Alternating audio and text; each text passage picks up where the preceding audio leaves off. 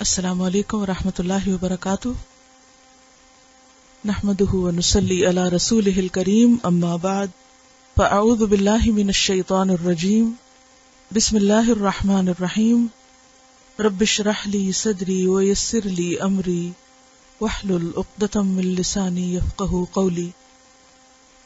حدیث نمبر 159 159. عن ابن عباس ان النبی صلی اللہ علیہ وسلم قال البرکۃ مع اکابرکم. سیدنا ابن عباس رضی اللہ عنہما سے روایت ہے کہ نبی کریم صلی اللہ علیہ وسلم نے فرمایا برکت تمہارے بڑوں کے ساتھ ہے، بزرگوں کے ساتھ ہے.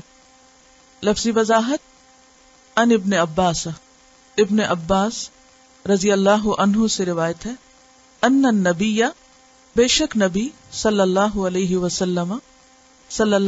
وسلم نے قالا فرمایا البرکۃ برکت مع ساتھ اکابرکم تمہارے بڑوں کے ہے، یعنی برکت بڑوں کے ساتھ ہے، بڑوں کی صحبت میں ہے، بڑوں کی مجلس میں ہے.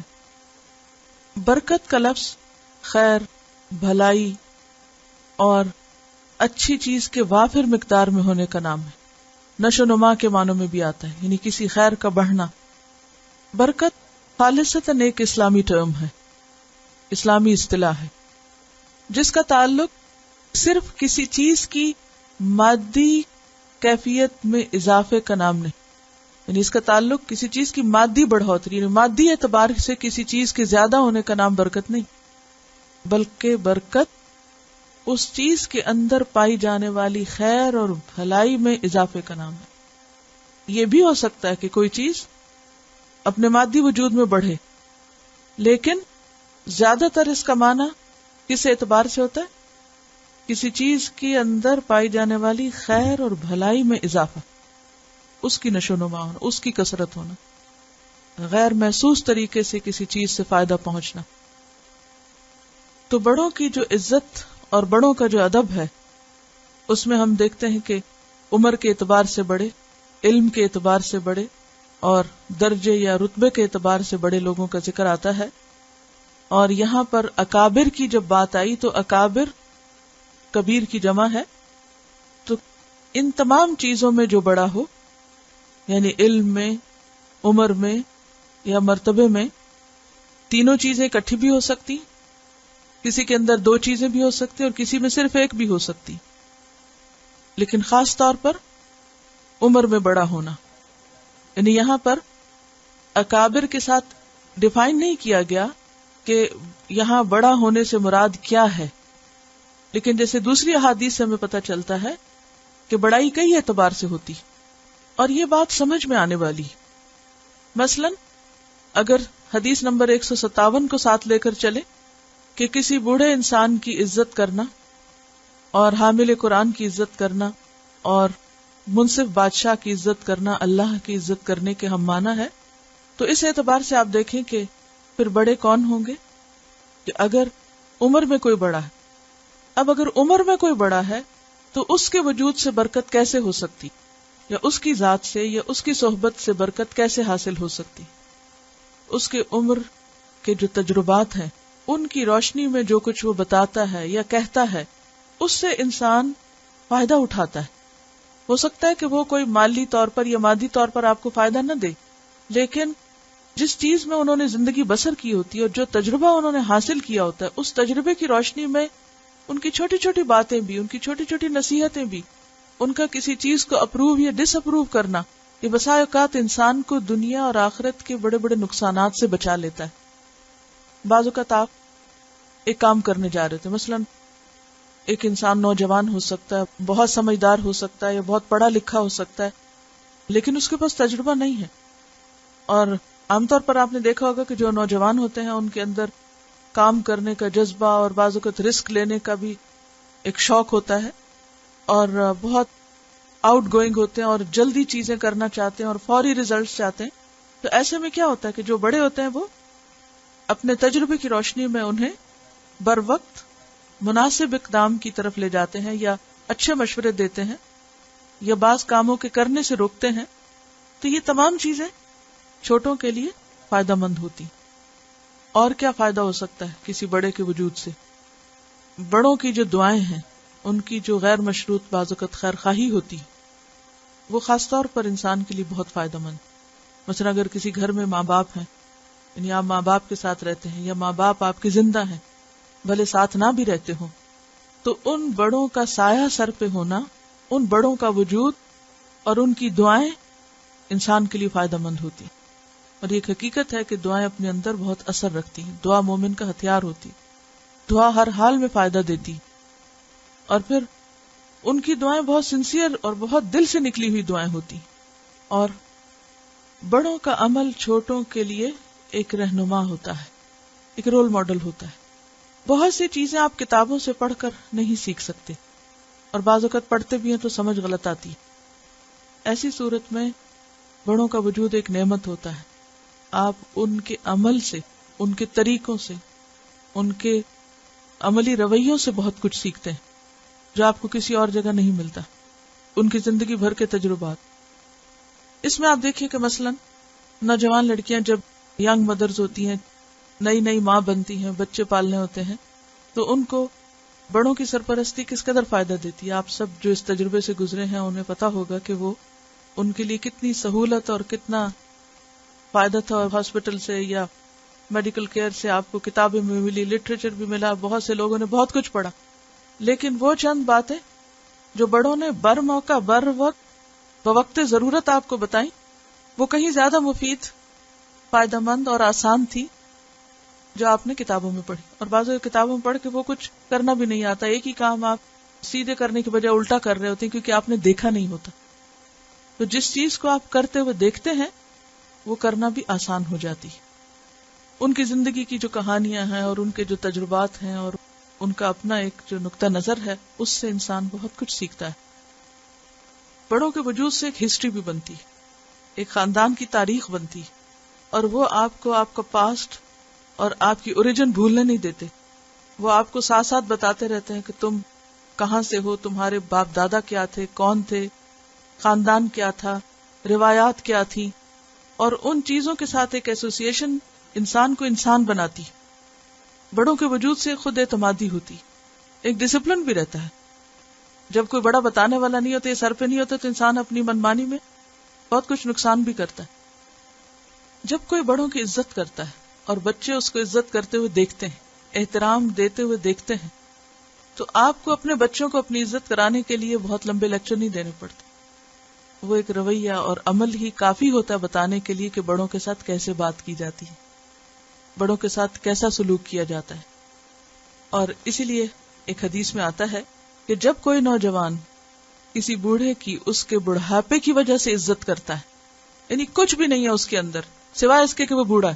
بعض بوڑھے ایسے ہوتے ہیں نا کہ جو پریشانی کا بھی باعث بن جاتے ہیں، ان کے اندر بظاہر کوئی خیر بھلائی برکت نظر نہیں آتی، لیکن اس کے باوجود اگر کوئی شخص کسی کی عزت صرف اس کے بڑھاپے کی وجہ سے کرتا ہے، اللہ تعالیٰ اس کے لیے ایسے لوگ مقرر فرما دیتا ہے جو اس کے بڑھاپے میں اس کی عزت کریں گے. یعنی اللہ کا اپنا ایک نظام ہے. دنیا میں جب کوئی شخص کسی کے ساتھ زیادتی کرتا ہے اور اس کو پرواہ نہیں ہوتی اور وہ سوچتا نہیں ہے، اللہ تعالیٰ بعض اوقات دنیا میں ہی اس کو اس کی اولاد کی شکل میں یا اوروں کی شکل میں اسے دکھا دیتا ہے، اور اس وقت انسان ریگریٹ کرتا ہے کاش میں اپنی جوانی میں اور اپنے وقت میں ایسا نہ کرتا. یہ حدیث آپ نے پڑھی ریاض الصالحین میں؟ یہ حدیث ریاض الصالحین میں ہے. تو برکت تمہارے بڑوں کے ساتھ ہے. بڑوں کی وجہ سے آپ باقی خاندان سے بھی جڑے رہتے. جب گھر کے بڑے چلے جاتے ہیں، مثلا ماں باپ ہوتے ہیں تو بہن بھائی آپس میں ملتے رہتے، ان کی وجہ سے سب اکٹھے ہوتے ہیں اور وہ سب کو اکٹھا کر کے رکھتے ہیں، جوڑتے ہیں. لیکن جب وہ نہیں رہتے تو پھر ہر کوئی اپنی اپنی دنیا میں مگن ہو جاتا ہے، اور اس طرح خاندان بعض اوقات بکھر جاتے ہیں. آپ میں سے اکثر نے محسوس کیا ہوگا کہ جب تک ماں زندہ تھی یا باپ زندہ تھا تو سب ملتے رہے. تو یہ بھی ایک جو صلہ رحمی ہے یا رشتہ داروں کا باہمی تعلق ہے، اور اس کی اپنی ایک تسکین ہوتی. یعنی انسان کی بہت سی ضروریات ہوتی، صرف کھانا پینا نہیں ہے انسان کی ضرورت، صرف اچھا گھر ہی انسان کی ضرورت نہیں ہے. انسان کی ضروریات میں سے ایک پروٹیکشن اور ایک ایموشنل سیٹسفیکشن اور ایک دوسرے سے جو انس حاصل کرتا ہے انسان، وہ بھی انسان کی ضرورت ہے، اور وہ انسانوں کے انسانوں سے ملاقات اور ان کے قریب جانے سے ہی اس کو نصیب ہوتی ہے، اور یہ ممکن ہوتا ہے بزرگوں کے وجود سے۔ بڑے بعض اوقات پرابلم سالونگ میں بھی بہت مددگار ہوتے ہیں۔ آپ نے دیکھا ہوگا جب نئی نئی شادی ہوتی ہے تو بعض اوقات ہسبینڈ وائف میں آپس میں انڈرسٹینڈنگ مشکل ہوتی، اب جو بڑے ہوتے ہیں انہیں زندگی کا ایک تجربہ ہوتا ہے، وہ اس کیفیت سے گزر چکے ہوتے، تو بسا اوقات بہت اچھا رول پلے کرتے ہیں۔ وہ ادھر سے بیٹے کو سمجھائیں گے، ادھر سے بہو کو سمجھائیں گے، ادھر سے بیٹی کو سمجھائیں گے، ادھر سے داماد کو سمجھائیں گے، تو اس سے خاندان بنتے ہیں۔ جب سے لوگ بہت انڈیپینڈنٹ ہو گئے تو آپ نے دیکھا کہ طلاق کا ریشو بھی بڑھ گیا، کیونکہ کوئی بیچ میں پڑھ کے صلح صفائی کرانے والا ہے ہی نہیں، کوئی سمجھانے والا ہے ہی نہیں، ہر ایک اپنی منمانی اور اپنی مرضی کر رہا ہے۔ تو بہرحال اتنا بھی کافی ہے کہ اللہ کے رسول صلی اللہ علیہ وسلم کا قول ہے اور ہمیں اس پر یقین ہے کہ برکت تمہارے بڑوں کے ساتھ ہے۔ اور پھر آپ دیکھیے کہ بڑوں میں عمر کے بعد کسی علم والے کا بڑا ہونا، تو اس میں بھی آپ دیکھیے کہ جب آپ سے زیادہ کوئی جاننے والا موجود ہوتا ہے تو آپ کو اطمینان ہوتا ہے کہ میں غلطی کروں گا تو مجھے پکڑ لے گا، وہ مجھے بتائے گا، اور آپ بے فکر ہوتے ہیں کہ ہماری اصلاح ہو جائے گی، کیونکہ صرف کتابوں سے علم حاصل نہیں ہو سکتا جب تک کہ استاد موجود نہ ہو۔ اب دیکھیے کہ جس معاشرے کے اندر بوڑھوں کی یا بڑوں کی عزت نہیں رہی تو لوگ اپنے بڑھاپے کو چھپانے کے لیے اور اپنے بڑے ہونے کو ظاہر ہی نہیں کرنا چاہتے، اور عزت کا معیار چونکہ جوان ہونے میں ہی ہے لہٰذا وہ کبھی بوڑھے نظر نہیں آنا چاہتے، اور بوڑھا ہونا انہیں ایک کمپلیکس میں مبتلا کر دیتا ہے، جبکہ اسلام کا نقطہ نظر اس سے مختلف ہے کہ جب سارا معاشرہ ان کو کیئر دے گا، محبت دے گا، توجہ دے گا، چاہے آپ کے اپنے ماں باپ ہیں، اپنے دادا دادی یا کسی اور کے ہیں، کیونکہ یہاں یہ شرط نہیں ہے کہ صرف اس کو عزت دو جو تمہارے خاندان میں سے بڑا ہے، اور اگر کوئی ہمسائے میں بڑا ہے یا بزرگ ہے تو وہ بڑا نہیں ہے، کوئی بھی بڑا ہو، کیونکہ ابھی ہم نے جو حدیث پڑھی کہ کوئی شخص اگر کسی بوڑھے کی اس کے بڑھاپے کی وجہ سے عزت کرتا ہے تو اس میں کوئی بھی بوڑھا شخص ہو سکتا ہے۔ پھر یہ ہے کہ زندگی کے مختلف مرحلے بچے اپنے سامنے جب دیکھتے ہیں تو اس سے ان کے تجربات میں بھی بہت اضافہ ہوتا ہے۔ مجھے یاد ہے کہ جب میرے دادا فوت ہوئے تھے تو وہ زندگی کا میرا پہلا صدمہ تھا، اور اس وقت پہلی دفعہ میں نے ایک شخص کو مرتے ہوئے دیکھا، صرف 12 سال کی تھی اس وقت، اور قبرستان دیکھا اور وہ جنازہ اور لوگوں کا گھر میں جمع ہونا اور وہ ساری کیفیت وہ دل سے کبھی جاتی نہیں۔ پہلا ڈائریکٹ ایکسپیرینس تھا موت کے ساتھ۔ کسی کے گھر میں سن لینا کہ آپ فلاں فوت ہو گئے، یہاں بیٹھ کے آپ سن لیتے ہیں باپ فوت ہو گئے، دادا ہو گئے، دادی ہو گئے، وہ اثر نہیں ہوتا جو آپ کے سامنے سب کچھ ہو رہا ہوتا ہے اور آپ دیکھ رہے ہوتے ہیں اور آپ سیکھ رہے ہوتے ہیں، اور جب آپ کے خون کے رشتے آپ سے بچھڑ رہے ہوتے ہیں، تو یہ ساری چیزیں انسان کی تربیت اور انسان کے تزکیے میں فائدہ مند ہوتی ہیں، مددگار ہوتی ہیں۔ بڑے لوگ عام طور پر زندگی کے باقی دھندوں سے جب فارغ ہو جاتے ہیں تو عبادت کی طرف زیادہ متوجہ ہو جاتے ہیں، تو جب آپ ان کو دیکھتے ہیں کہ اچھا تہجد پڑھ رہے ہیں، بڑھاپے کے باوجود نفل پڑھ رہے ہیں، قرآن پڑھ رہے ہیں، تو ایک خاموش تبلیغ ہو رہی ہوتی کہ وہ صبح سویرے گھر میں اٹھے ہوئے ہوتے ہیں اور اٹھ کے وہ ایک گھر کی رونق بحال ہوئی بھی ہوتی ہے، ورنہ عام طور پر تو کیا ہے کہ باقی نسلیں تو سو ہی رہی، تو وہ جو ایک گھر میں چہل پہل اور ایک روشنی اور ایک خوبصورتی اور ایک زندگی کا احساس جو ہے وہ سارے ڈپریشن ختم کر دیتا ہے۔ بڑوں کی محبت بے لوث محبت ہوتی ہے، کنڈیشنل نہیں ہوتی کہ اچھا اگر تم ایسا کرو گے تو ہم تم سے محبت کریں گے، اور اگر تم ہمیں یہ دو گے تو پھر ہم تمہارے لیے دعا کریں گے، نہیں، وہ ایک خاص قسم کی محبت ہوتی ہے جو بغیر کسی شرط اور معاوضے کے اور فائدے کے انسان کرتا چلا جاتا ہے۔ لیکن بات یہ ہے کہ انسان بڑوں کی برکت سے اسی وقت فائدہ اٹھا سکتا ہے جب اس کے اندر قربانی اور صبر ہو، کیونکہ کسی بھی خیر کو پانے کے لیے انسان کو تکلیف بھی برداشت کرنی پڑتی۔ Dear Ustaza, Assalamu alaikum. After reading the hadith, the Prophet sallallahu alaihi wasallam said, glorifying Allah involves showing honor to a grey-haired Muslim and to one who can expound the Quran, but not to one who acts extravagantly regarding it or turns away from it, and showing honor to a just ruler. I was thinking that for us to actually truly honor the elderly, first and foremost, we have to sacrifice our inner nafs and become a selfless entity. Honoring the elderly requires patience, kindness, generosity, well-wishing, gratefulness. All of these noble qualities that the Messenger of Allah sallallahu alaihi wasallam had. For example, we might be doing a task in which we are fully involved, and then an elderly person calls us. That is a moment of test. When we get up and listen, we are actually sacrificing our personal task in responding to a more noble cause, honoring the elderly.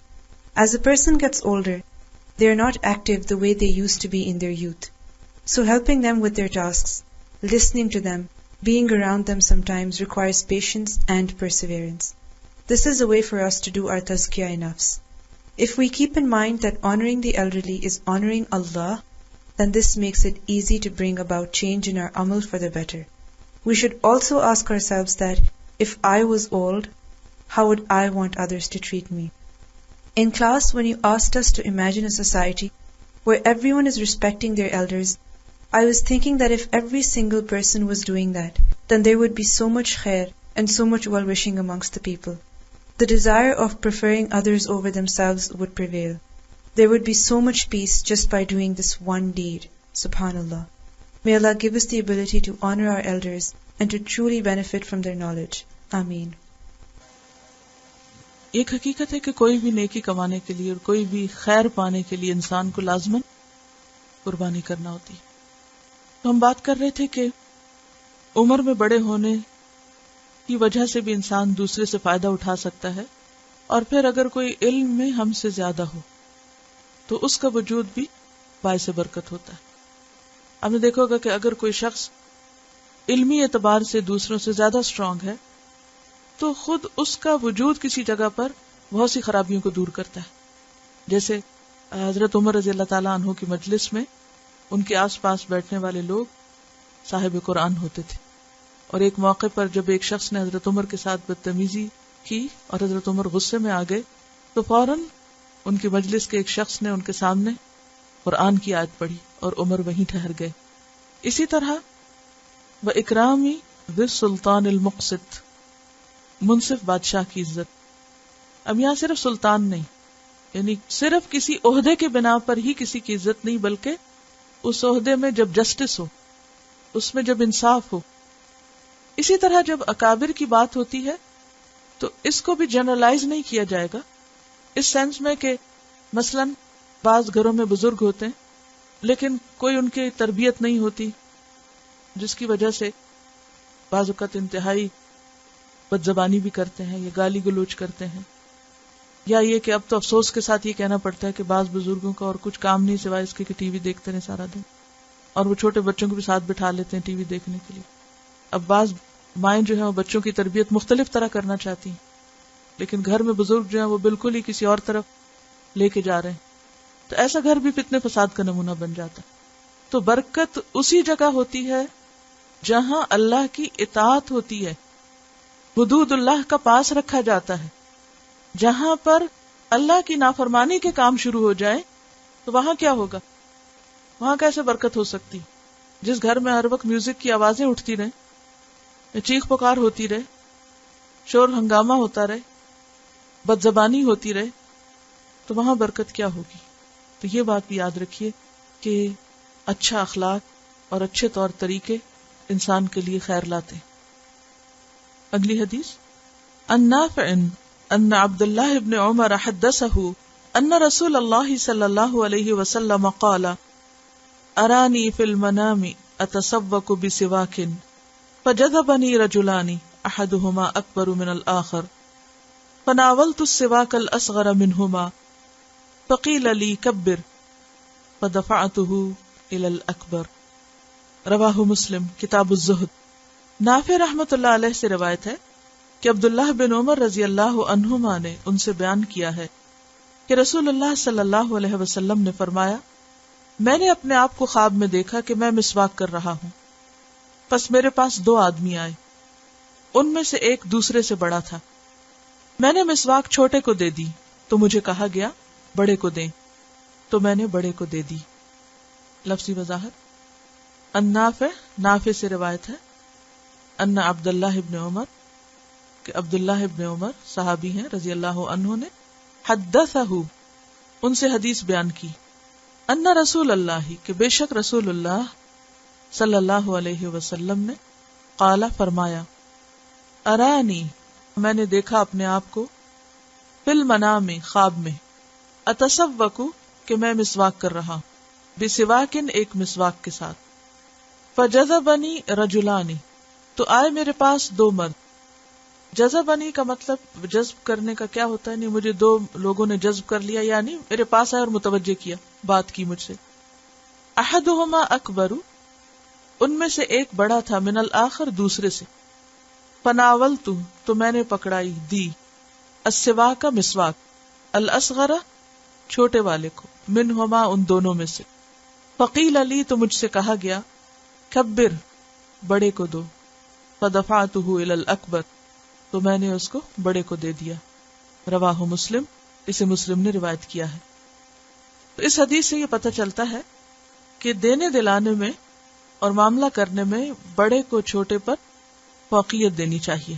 نبی صلی اللہ علیہ وسلم نے شہدائے احد کو جب دفن کرنا شروع کیا تو ایک ایک قبر میں دو دو لوگوں کو دفن کر رہے تھے، اور جب دو لوگ آپ کے پاس لائے جاتے تو آپ پوچھتے کہ ان دونوں میں سے قرآن کس کو زیادہ یاد ہے، اور جس کو زیادہ یاد ہوتا اسے پہلے لحد میں اتارتے.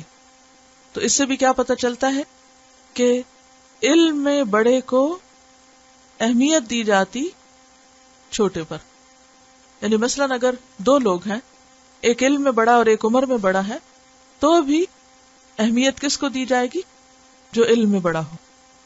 پھر اسی طرح لوگوں کی امامت کے اعتبار سے بھی کیا کہا گیا؟ آپ نے کیا حکم دیا کہ کس کو امام بنایا جائے؟ جس کے پاس قرآن کا علم زیادہ ہو. اگر اس میں سب برابر ہو تو جس کے پاس سنت کا علم زیادہ ہو. اگر اس میں سب برابر ہو تو جس نے ہجرت پہلے کی ہو. تو یہ مرتبے اللہ کے رسول صلی اللہ علیہ وسلم نے خود مرتب کیے، خود ہمیں بتائیں. اور آپ کو کس نے بتایا؟ اللہ سبحانہ و تعالی نے. ان اللہ عز وجل ادبنی واحسن تأدیبی، کہ اللہ نے مجھے ادب سکھایا اور بہت اچھا سکھایا.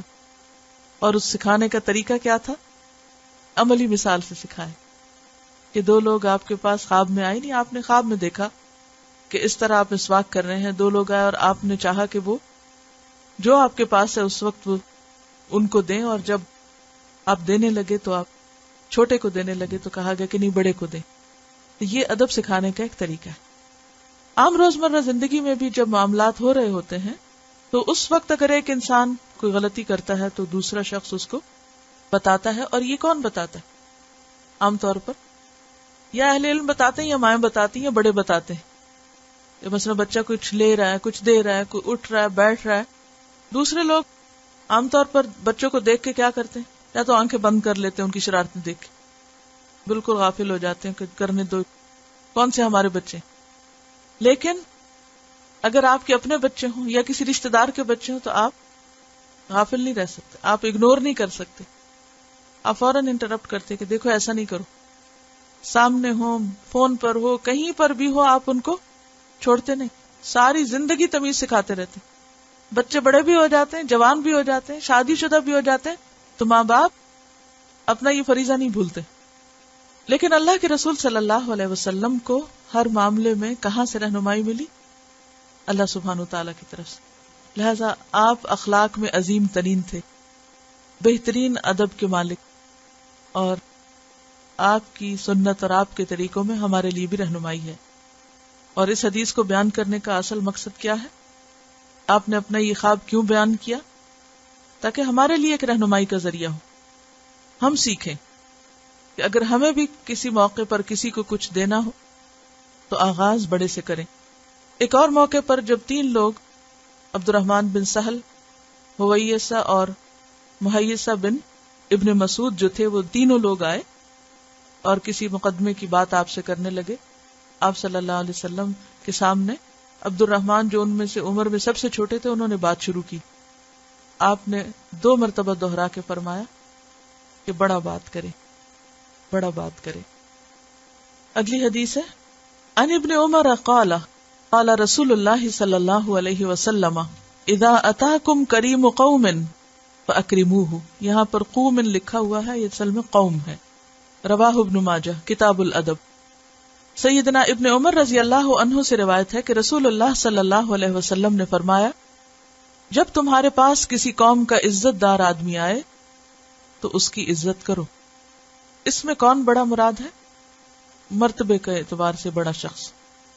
لفظی وضاحت دیکھیے، ان ابن عمر سے روایت ہے، قال کہتے ہیں، قال رسول اللہ فرمایا رسول اللہ صلی اللہ علیہ وسلم نے، اذا جب اتاکم آئے تمہارے پاس، کریم عزت والا، قوم کسی قوم کا، کسی قوم کا معزز شخص آئے، فاکرموہ تو اس کی عزت کرو، یعنی جو اپنی قوم میں، اپنے خاندان میں، اپنے علاقے میں معزز ہے، تم بھی اس کی عزت کرو، تم بھی اس کو عزت دو۔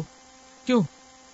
جب آپ لوگ قرآن مجید پڑھ رہے تھے تو اس وقت ایک بات جو میں کئی دفعہ دہراتی تھی کہ اعمال کے بھی درجے ہیں اور مختلف کاموں کے بھی درجے ہیں اور انسانوں کے بھی درجے ہیں۔ اللہ سبحانہ وتعالیٰ نے 5 انگلیاں برابر کی نہیں پیدا کی، عقل کے اعتبار سے، مال کے اعتبار سے، حسن کے اعتبار سے، علم کے اعتبار سے انسانوں میں فرق رکھا ہے، کسی کو بڑا بنایا، کسی کو چھوٹا بنایا۔ اصل بڑا وہ ہے جو اللہ کے ہاں بڑا ہے۔ لیکن بہرحال دنیا میں مختلف اعتبارات سے بڑے چھوٹے لوگ موجود ہیں۔ اسی طرح ہر خاندان میں، ہر قبیلے میں، قوم میں، ملک میں، علاقے میں، ادارے میں بڑے اور چھوٹے لوگ موجود ہوتے ہیں، اور اسی سے دنیا کا نظام چلتا ہے۔ اور کسی بھی قوم کی کامیابی کی علامت کیا ہے؟ کہ وہ ہر صاحب حیثیت کو اس کی حیثیت کے مطابق مقام اور درجہ دے، اس کے ساتھ سلوک کرے۔ تو یہاں پر اس حدیث سے کیا پتہ چلتا ہے کہ ہمیں صرف اپنے بڑوں ہی کی عزت نہیں کرنا، بلکہ ہر بڑے کی عزت کرنا ہے، ہاں وہ ہمارا بڑا نہ بھی ہو، اگر کوئی شخص کسی اور قوم میں سے بڑا۔ اسی لیے آپ نے دیکھا ہوگا کہ جب سربراہان مملکت ایک ملک سے دوسرے ملک کسی دورے پر جاتے ہیں تو کیا کیا جاتا ہے؟ ان کو مختلف نشان دیے جاتے ہیں، یا ان کا خاص طور پر استقبال کیا جاتا ہے، یا ان کو اس کے مرتبے کے مطابق، اور اس میں بھی آپ نے دیکھا ہوگا درجے ہوتے ہیں۔ جب ٹاپ سے کوئی شخص جاتا ہے تو اس کا اور طرح سے پروٹوکول ہوتا ہے، جب اس سے چھوٹا۔ تو یہ دنیا کی ہر سوسائٹی میں پایا جاتا ہے۔ جاہلی دور میں بھی ایسا ہی تھا، قبیلوں کے سردار ہوا کرتے تھے، اور آج کے دور میں بھی۔ اور دنیا کا نظام ایسے ہو نہیں سکتا کہ بہت سے لوگ ایک جیسے برابر ہو جائیں، کسی نہ کسی اعتبار سے بڑا چھوٹا، اور بعض اوقات صرف ایک انتظامی ضرورت بھی ہو سکتی ہے، یعنی کسی بھی آرگنائزیشن کے لیے اس ترتیب کی ضرورت ہوتی ہے، ایک ہیرارکی ہوتی ہے، اور اگر یہ نہ ہو تو نظام گڑبڑ ہو جاتا ہے۔ تو نبی صلی اللہ علیہ وسلم نے یہاں پر جو تلقین کی ہے وہ یہ ہے کہ جب تمہارے پاس کسی قوم کا کوئی عزت والا شخص آئے تم اس کو عزت دو، کیونکہ اگر عزت نہیں دو گے تو کیا ہوگا؟ اس پوری قوم سے دشمنی مول لوگے۔ دیکھیں نا، مثلاً ہر شخص اپنے ماں باپ کی عزت کرتا ہے، اگر کوئی آپ کے ماں باپ کو برا بھلا کہے تو کیا ہوگا؟ یعنی کوئی بے غیرت شخص ہی ہو سکتا ہے کہ جس کے سامنے اس کے ماں باپ کو کچھ کہا جائے اور وہ خاموش رہے اور اس کو وہ اہمیت نہ دے، یہ ہو نہیں سکتا۔ ہر عقل مند شخص کیا چاہتا ہے کہ جس کو وہ عزت دیتا ہے اس کو باقی بھی عزت دے۔ اسی لیے آپ نے دیکھا ہوگا بعض اوقات لوگوں کے درمیان صرف بڑوں پہ جھگڑے ہوتے ہیں، ہمارے رہنما کو، ہمارے استاد کو، ہمارے بزرگ کو، ہمارے پیر کو، مرشد کو، فلاں کو تم نے برا کیوں کہا؟ یعنی صرف دنیاوی اعتبار سے نہیں، دینی اعتبار سے بھی عموماً بہت سے فرقے، وہ پھر غلوب ہو جاتا ہے نا، بہت سے فرقے اور بہت سی جماعتیں اسی وجہ سے آپس میں ٹکراتی رہتی ہیں کہ ان کے بیچ میں اور کوئی وجہ نہیں ہوتی، صرف بڑوں کی لڑائی ہوتی ہے۔ ایسے میں عقل مند لوگوں کا طریقہ کیا ہوتا ہے کہ وہ صرف اپنے بڑوں کو نہیں بلکہ سب بڑوں کو عزت دیتے۔ ایک اور حدیث میں آتا ہے انزل الناس منازلہم، لوگوں کو ان کی منزلت یعنی ان کے مقام کے مطابق اہمیت دو، ان کو ان کے مقام پر اتارو۔ انزل کا کیا معنی ہوتا ہے؟ نازل کرو، یعنی بٹھاؤ۔ مثلا اگر آپ سے کچھ لوگ ملنے کے لیے آ رہے ہیں، اس میں بڑے بھی ہوں گے، اس میں بچے بھی ہوں گے، اس میں چھوٹے بھی، ہر ایج کے لوگ ہوں گے۔ اب یہ نہیں ہو سکتا کہ آپ بچوں کو ایک ایسی جگہ پر بٹھا دیں جو کسی بزرگ کے بیٹھنے کی ہو، لیکن بعض اوقات آپ نے دیکھا ہوگا کہ کچھ لوگوں کے اندر اس بات کا اہتمام نہیں ہوتا، اور بچوں کو بھی کوئی تمیز نہیں ہوتی، وہ جا کے کہیں بھی چڑھ کے بیٹھ جاتے ہیں. اور بعض جگہ ایسی ہوتی ہیں کہ جیسے عمر میں جو بڑے ہو جاتے ہیں وہ زمین پہ نہیں بیٹھ سکتے مثلا، یا مخصوص قسم کی کرسی کے بغیر نہیں بیٹھ سکتے. اب کسی مجلس میں اگر کرسیاں بھی رکھی ہوئی اور نیچے بیٹھنے کا بھی انتظام کیا ہوا تو بعض اوقات جو نوجوان لوگ ہیں وہ کرسیوں پہ جا کے بیٹھ جاتے ہیں اور بوڑھے لوگ جو ہیں وہ کھڑے دیکھتے رہتے ہیں، یا ان کو اپنی ضرورت کے مطابق جگہ نہیں ملتی. تو یہ انتہائی بد اخلاقی کی بات ہے. تو خواہ کوئی آپ کے گھر میں آ رہا ہو یا کسی اور ایسی جگہ پر جس کے آپ ذمہ دار ہوں، تو وہاں لوگوں کو ان کی حیثیت کے مطابق بٹھائیں. اسی طرح جیسے فرنٹ سیٹ پہ کس کو بٹھانا ہے، اب ہوتا ہے نا جیسے گیدرنگ ہوتی ہے، کوئی شادی کی مجلس ہے یا کوئی سیمینار ہے یا کوئی کانفرنس ہے، تو اس میں عموماً کس کو کہاں بٹھایا جاتا ہے؟ ڈگنیٹریز کہاں ہوتے ہیں؟ مخصوص جگہوں پر ہوتے ہیں، فرنٹ پر ہوتے ہیں. وی آئی پیز کے لیے مخصوص جگہ ہوتی ہیں، اور یہ ہر کلچر کا حصہ ہے. اسی طرح نبی صلی اللہ علیہ وسلم نے کیا سکھایا ہے کہ جس کا جو مقام ہے اس کو اس کی حیثیت کے مطابق اتارو سے مراد یہ ہے کہ اس کو ٹھکانہ دو. ایسا نہ کرنے سے کیا ہوتا ہے؟ مثلاً اگر کسی قوم کا بڑا یا کسی گھر کا یا سربراہ یا کسی خاندان کا بڑا یا کسی ادارے کا بڑا اگر کوئی آتا ہے اور اس کو سب کے ساتھ ہی اس طرح ٹریٹ کیا جاتا ہے جیسے کسی بچے کو ٹریٹ کیا جا رہا ہے، اس کا نتیجہ کیا ہوگا؟ جب لوگوں کی ان کے رتبوں کے مطابق عزت نہیں کی جاتی تو ایک بگاڑ اور فساد کی کیفیت پیدا ہوتی ہے، ایک بے چینی پیدا ہوتی ہے. جب صحیح جگہ پر صحیح آدمی ہوگا اور صحیح طریقے سے اس کے ساتھ ڈیل کیا جائے گا تو ہی آپ اس سے استفادہ کر سکتے ہیں. جب آپ کو معلوم ہو کہ ایک شخص عمر میں، تجربے میں، علم میں آپ سے بڑا ہے، اور پھر آپ اس کے ساتھ وہ معاملہ کریں جو آپ اپنی اولاد کے ساتھ کرتے ہیں یا اپنے سے چھوٹوں کے ساتھ کرتے ہیں، تو اس کے دل میں آپ کے لیے محبت یا قدر یا خیر خواہی نہیں رہے گی. قدرتی بات ہے. یہ الگ بات ہے کوئی معاف کر بھی دے، کوئی درگزر کر دے، اگنور کر دے، تو وہ ایک الگ چیز ہے. لیکن با ادب با نصیب، جو ایسے مقامات پر بڑوں کی عزت اور احترام کرتے ہیں وہی ان سے دعائیں لینے کے قابل ہوتے ہیں. اس میں آپ دیکھیے کہ حضرت موسیٰ جو اللہ کے پیغمبر تھے، جب خضر سے انہوں نے ملاقات کی اور خضر ان سے علم میں زیادہ تھے، تو پیغمبر ہوتے ہوئے ان کا معاملہ خضر کے ساتھ کیا تھا؟ کس قدر تواضع اور کس قدر با ادب معاملہ تھا. معافی بھی مانگتے ہیں اور ان سے اجازت بھی لیتے ہیں کہ کیا میں آپ کے ساتھ چل سکتا ہوں، یعنی سوال کرنے کے انداز میں اور پھر ان کی پسند کے خلاف کام ہونے میں. کتنی خوبصورت مثال ہے قرآن مجید کی. اس سے بہتر کیا اگزامپل ہو سکتی ہے؟ کیونکہ اگر ہم صحابہ کرام کی مثال بھی دیتے ہیں تو ہم کیا کہتے ہیں کہ وہ تو صحابی تھے نا، تو ان کے سامنے جو اتنے بڑے اللہ کے پیغمبر تھے تو وہ پیغمبر کی عزت کر رہے تھے. تو گویا صحابہ کا عزت کرنا صرف پیغمبر کی عزت کرنے کی وجہ سے تھا. تو ہم اپنے بڑوں کے ساتھ جیسے بھی چاہیں کریں؟ نہیں. موسیٰ علیہ السلام تو خود پیغمبر تھے، پیغمبر ہوتے ہوئے، اور موسیٰ علیہ السلام اولو العزم پیغمبروں میں سے ہیں.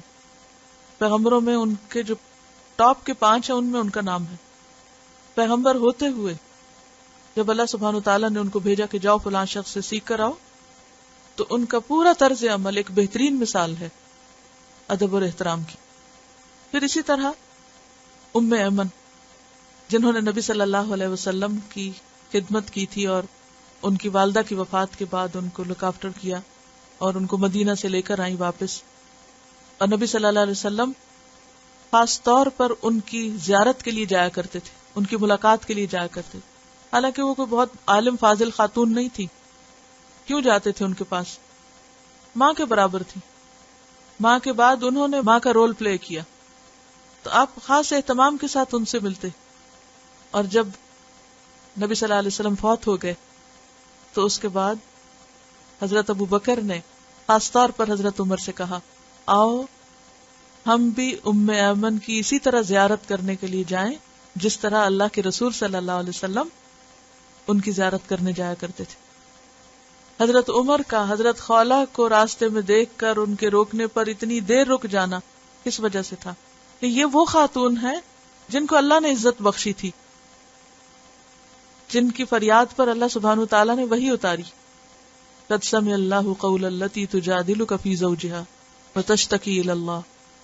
یہ ہے عقل مند ہونے کی علامت. ہمارے ہاں عقل مند ہونا کیا ہے؟ کس چیز کو عقل مندی اور سمجھداری سمجھا جاتا ہے؟ یہ بات بہت اہم ہے کہ بسا اوقات کچھ لوگ جو بہت سیلف سینٹرڈ ہوتے ہیں، ہر چیز میں اپنے آپ کو اہم سمجھتے ہیں، وہ کھل کے دوسرے کو عزت نہیں دیتے، آگے نہیں بڑھتے، سلام نہیں کرتے، کسی کو اہمیت نہیں دیتے. ان کے دل میں خوف کیا ہوتا ہے کہ اگر ہم نے کسی کو عزت دے دی تو شاید ہم چھوٹے ہو جائیں گے، یا ہماری عزت نہیں رہے گی، یا لوگ ہمیں کمزور سمجھ لیں گے. تو وہ دھونس جما کر بڑا بننے کی کوشش کرتے ہیں، حالانکہ ایسے کوئی کبھی بڑا نہیں بن سکتا. اصل عزت وہ ہوتی ہے جو لوگوں کے دلوں کے اندر ہوتی ہے، لوگوں کی شکلوں پر نہیں. آپ اونچا بول کے اور دھونس کے ساتھ کسی کو بڑا بن کے دکھا دے تو کوئی اس کو بڑا نہیں مانے گا. اصل عزت تواضع میں ہے. من تواضع للہ رفعہ اللہ. جو جھک جائے اللہ کے لیے اللہ اسے بلندی دیتا ہے. مثلا بعض بڑے ایسے ہو سکتے جن سے آپ کو کوئی اختلاف ہو سکتا ہے، یا جن کی آپ کے دل میں کوئی ایسی قدر نہیں ہو سکتی، لیکن آپ کیوں جھکے ان کے سامنے؟ کیونکہ اللہ کا حکم ہے. یہ ہے تواضع للہ. کسی بوڑھے شخص کے سامنے آپ کیوں عزت کا معاملہ کریں؟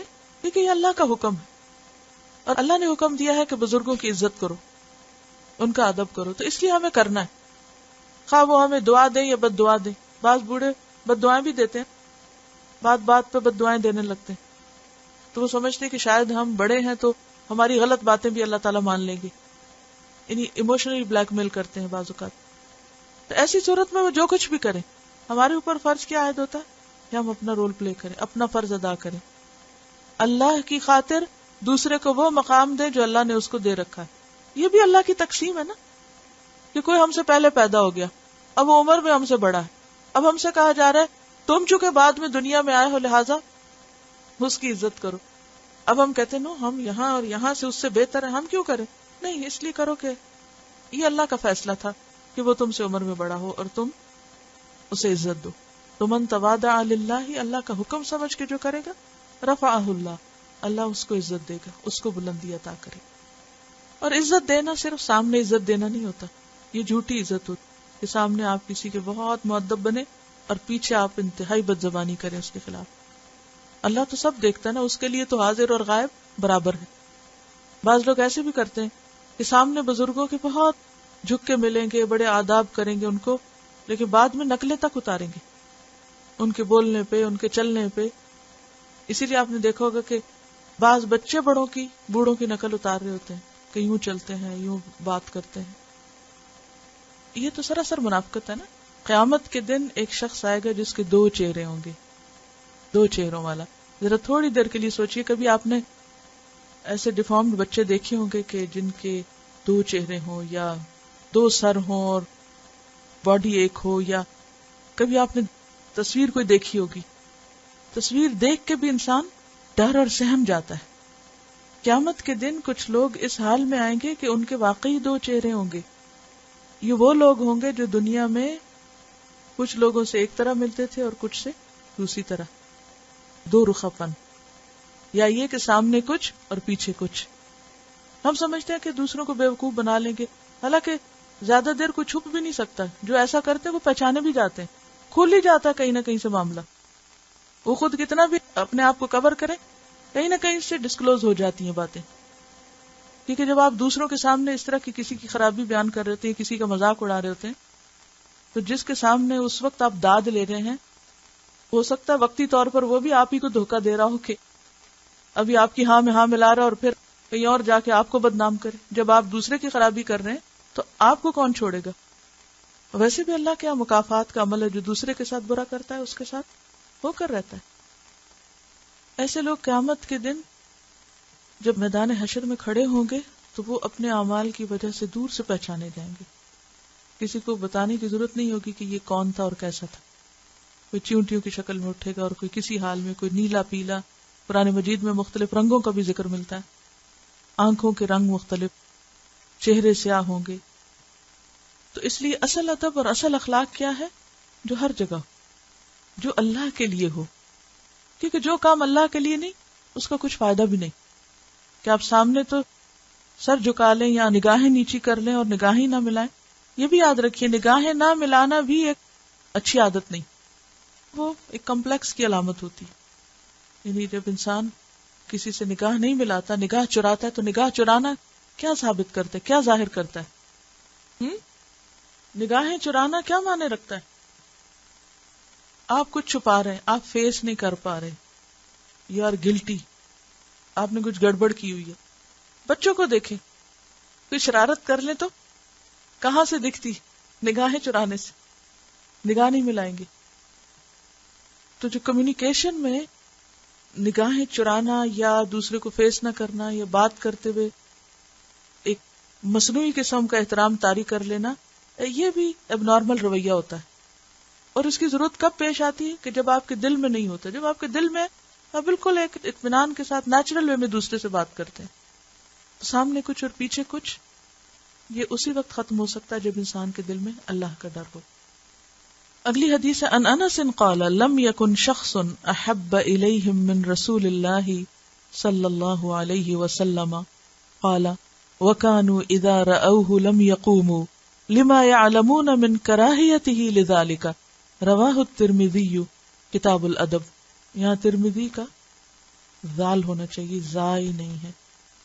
سیدنا انس رضی اللہ عنہ فرماتے ہیں کہ نبی کریم صلی اللہ علیہ وسلم سے زیادہ محبوب شخص صحابہ کے نزدیک کوئی نہ تھا. فرماتے ہیں اور جب وہ آپ صلی اللہ علیہ وسلم کو دیکھتے تھے تو کھڑے نہیں ہوتے تھے، اس لیے کہ وہ جانتے تھے کہ آپ صلی اللہ علیہ وسلم یہ پسند نہیں کرتے. لفظی وضاحت ان انس، انس رضی اللہ عنہ سے روایت ہے، قال کہتے ہیں لم یکن نہ تھا، شخص کوئی شخص، احب زیادہ محبوب، الیہم ان کی طرف، من رسول اللہ رسول اللہ صلی اللہ علیہ وسلم سے. قال وہ کہتے ہیں یعنی انس، وکانو اور وہ تھے یعنی صحابہ، اذا رأوہ جب وہ دیکھتے آپ کو یعنی محمد صلی اللہ علیہ وسلم کو، لم یقوموا نہ وہ کھڑے ہوتے، یعنی آپ کی آمد پر اٹھ کے کھڑے نہیں ہوتے تھے، لما واسطے اس کے جو یا اس سبب سے جو، یا علمون وہ جانتے تھے، من کراہیتی ہی آپ کی ناپسندیدگی، کراہت، لذالک اس عمل کے لیے، یعنی آپ صلی اللہ علیہ وسلم کو اپنے لیے دوسروں کا کھڑا ہونا، خاص طور پر استقبال کے لیے، وہ پسند نہ تھا. مثلا صحابہ کرام مسجد نبوی میں بیٹھ کر ذکر کر رہے ہوتے تھے، علم حاصل کر رہے ہوتے تھے، اور پھر نبی صلی اللہ علیہ وسلم جسے نماز پڑھانے کے لیے آ رہے ہیں یا ویسے ان کے پاس آ رہے ہیں تو وہ اٹھنے نہیں دیتے تھے اپنے لیے، اور صحابہ کرام اٹھتے نہیں تھے بلکہ بیٹھے رہتے تھے، کیونکہ آپ کو یہ پسند نہیں تھا کہ خاص طور پر کوئی آپ کے لیے اٹھے. تعظیم میں کون کون سی چیزیں ہوتی ہیں؟ بات آہستہ کرنا، دوسرے کی سننا، پہلے اس کو موقع دینا، پہلے اس کو کچھ دینا، اس کی ملاقات کے لیے جانا، ادب احترام کی بہت سی چیزیں آپ نے پیچھے پڑی.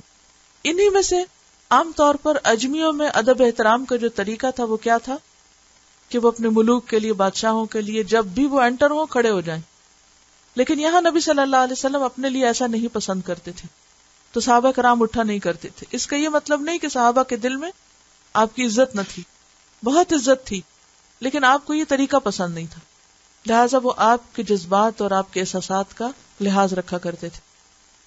اب کیا اس سے یہ پتہ چلتا ہے کہ انسان کسی کے لیے اٹھ ہی نہیں سکتا؟ یا مثلا نبی کے ماں باپ گھر میں آئے ہیں اور آپ لیٹے ہوئے ہیں تو آپ ہل جل کے تھوڑا سا احساس دلاتے ہیں کہ ہاں ہم نے نوٹس لیا ہے کہ آپ یہاں پر موجود ہیں، یا یہ کہ کسی بھی اور طرح اپنے جسر سے اس بات کا اظہار کرتے ہیں کہ آپ دوسرے کو اہمیت دے رہے ہیں. تو ہمیں دوسری روایت میں ملتا ہے کہ جیسے حضرت فاطمہ رضی اللہ تعالی عنہا آپ کی طرف تشریف لاتی تو آپ کیا کیا کرتے تھے؟ خود کھڑے ہوتے تھے، اٹھ کر ملتے تھے. تو دو مواقع کا فرق کیوں ہے؟ نمبر ایک، آپ نے اپنے لیے یہ چیز پسند نہیں کی، عاجزی اور انکساری کی انتہائی مثال تھے آپ. دوسری بات یہ ہے کہ نبی صلی اللہ علیہ وسلم کثرت کے ساتھ لوگوں کے بیچ میں موجود ہوتے تھے. اگر ہر نماز کے وقت مثلاً آپ مسجد میں داخل ہوئے اور لوگ جو ہیں وہ اٹھ رہے ہیں، اور کیونکہ آپ کے حجرے مبارک جو تھے وہ ساتھ ساتھ تھے اور آپ فریکوینٹلی اندر آتے اور جاتے بھی تھے، ایسی صورت میں ہر دفعہ لوگ اگر اپنا کام کاج چھوڑ کر کھڑے ہو جائیں تو اس میں لوگوں کے لیے ایک مشقت بھی تھی. دوسرا یہ کہ یہ جو کیسر و کسرا تھے ان کے طریقوں میں سے تھا اور ان کی مشابہت بھی تھی. تو آپ نے اپنے لیے کبھی بادشاہوں جیسے طریقے پسند نہیں کیے، لیکن نجی مجلسوں میں اپنے گھر کے اندر اپنے سے چھوٹی اپنی بیٹی کے لیے اس کی محبت میں، وہاں وہ احترام نہیں تھا، وہاں کیا تھا؟ محبت اور پیار یا اہمیت دینا کسی کو، اس کے لیے آپ اٹھ کر ملتے ہیں. تو اصل میں ادب اور احترام کا تعلق زیادہ تر کس سے ہے؟ انسان کے دل سے. آغاز میں کیا کہا گیا تھا؟ ادب کا منبع کیا ہے؟ دل. یعنی دل سے اٹھتا ہے ادب اور احترام، اور جب دل سے اٹھتا ہے تو آپ کے سارے رویے میں جھلکتا ہے. وہ صرف کسی ایک خاص اسٹائل میں، صرف کسی کی آمد پر اٹھ کر کھڑے ہونے میں نہیں، صرف ایک جیسر میں نہیں، بلکہ ہر معاملے میں. ورنہ تو صرف اٹھ کے کھڑے ہونے کو اگر ایک سمبل بنا لیا جائے. آپ سب نے دیکھا ہوگا کہ اسکولوں میں عموماً بچوں کو کیا سکھاتے ہیں کہ ٹیچر آئے تو کیا کرے؟ کھڑے ہو جائیں. اچھا، وہ بہت اہتمام سے کھڑے ہوتے، ایک دم سب کچھ چھوڑ کے کھڑے ہو جاتے. اب ٹیچر جب جاتا ہے تو پیچھے سے کیا کرتے ہیں؟ کس ادب کا معاملہ ہوتا ہے؟ کون سا احترام دیا جاتا ہے؟ تو کیا ادب اسی چیز کا نام ہے کہ کسی کی آمد پر تو آپ کھڑے ہو جائیں اور ویسے اس کی خوب خبر لیں؟ یہ تو منافقت ہے نا. تو ادب اور احترام صرف کسی خاص طور طریقے کا نام نہیں، بلکہ دل کی ایک کیفیت کا نام ہے جو عمل میں اور اخلاق میں جھلکتی ہے. اور اس کے پاس ادب بھی زیادہ ہوگا جس کی دین میں سمجھ زیادہ ہوگی، کیونکہ تفقہ فی الدین اس کا سورس ہے. وآخر دعوانا ان الحمد للہ رب العالمین. سبحانک اللہم وبحمدک نشہد ان لا الہ الا انت نستغفرک ونتوب الیک. السلام علیکم ورحمۃ اللہ وبرکاتہ.